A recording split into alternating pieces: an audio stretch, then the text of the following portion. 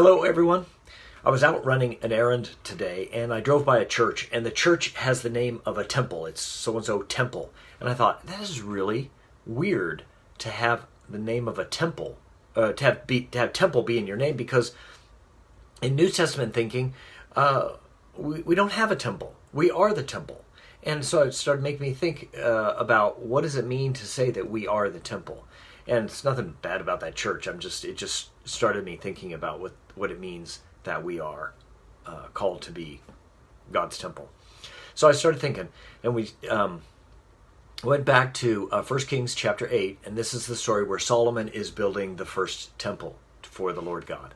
And you probably read the story, and he's getting all the stuff together, and he builds the temple, and then now they're going through the process of dedication, and the priests bring in the Ark of the Covenant, and they put it below the two cherubim. The cherubim are those fantastic-looking creatures. They're 15 feet tall, and their wingspans are 15 feet wide, and they are above the Ark. And so it says in the Bible that God sits enthroned on the cherubim, Psalm 80 and a bunch of other places, where his throne is on the cherubim, and the Ark is his footstool.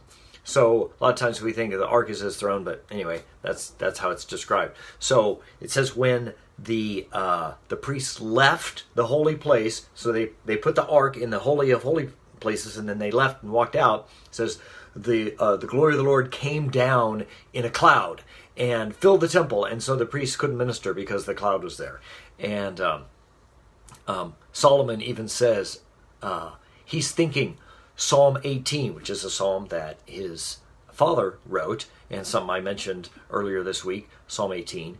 And we know that he's thinking that because he quotes it. He says, "You, O Lord, said that you would dwell in thick darkness." He's looking at the clouds and saying, "You dwell in thick darkness." That's Psalm 18:11, where David says, "You've made clouds your covering, and thick canopy is covering you." And so we know that from that psalm that Yahweh, God, is the cloud rider. He's the one who comes with the clouds. Psalm 18 and this other reference here in 1 Kings. And of course that makes a little bunny trail here. That makes more sense of Acts chapter 1, where Jesus ascends. In the ascension, what does it say in Acts 1? A cloud took him out of their sight. So a cloud, that should trigger your mind to go back to who's the cloud rider from those two passages, and also Daniel 7. And then the angels appear to the disciples and say, "Why are you looking in the sky?" He will come back in the exact same way that he left. That is, he'll come back with the clouds. So anyway, back to the end of the bunny trail, back to what I'm talking about us being a temple. We have this idea that that Solomon built the temple and the glory of the Lord appeared in the temple, because that's the thinking in the ancient Near East, that the temple is where the God lived. We build a temple, and then the God comes and dwells in there. And you remember, God gave a vision to Nathan, and he said, "Why does David want to build me a house? I've been living in a tent. I dwell in a tent." Where is God dwelling? Well, the ark is his footstool, and the cherubim are with the ark in the tent. He says, "I dwell there. I live in a tent."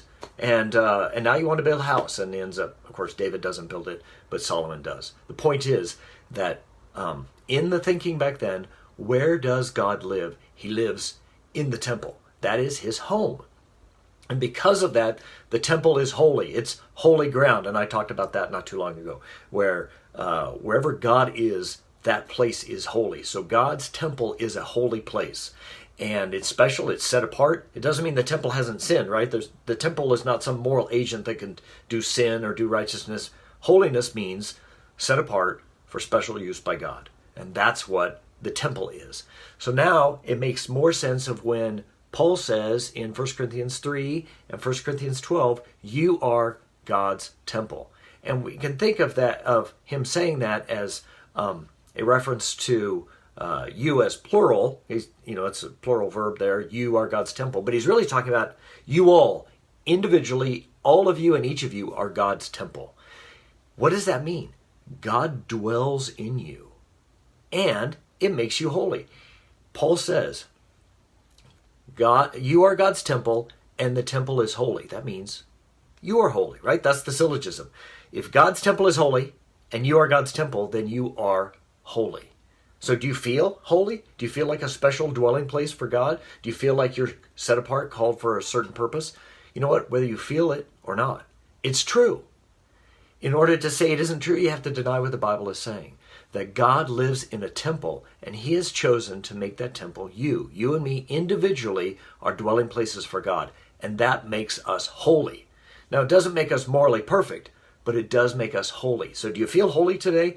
Do you feel like you're a special place, a dwelling place for God? This is how God sees us. He sees us as a holy people set apart for his purpose, where he has chosen to dwell in us and through us to fulfill his purpose. So that should, I hope anyway, cause us to feel very different about who we are, how we're doing today, walking around in our normal day-to-day lives. We are holy.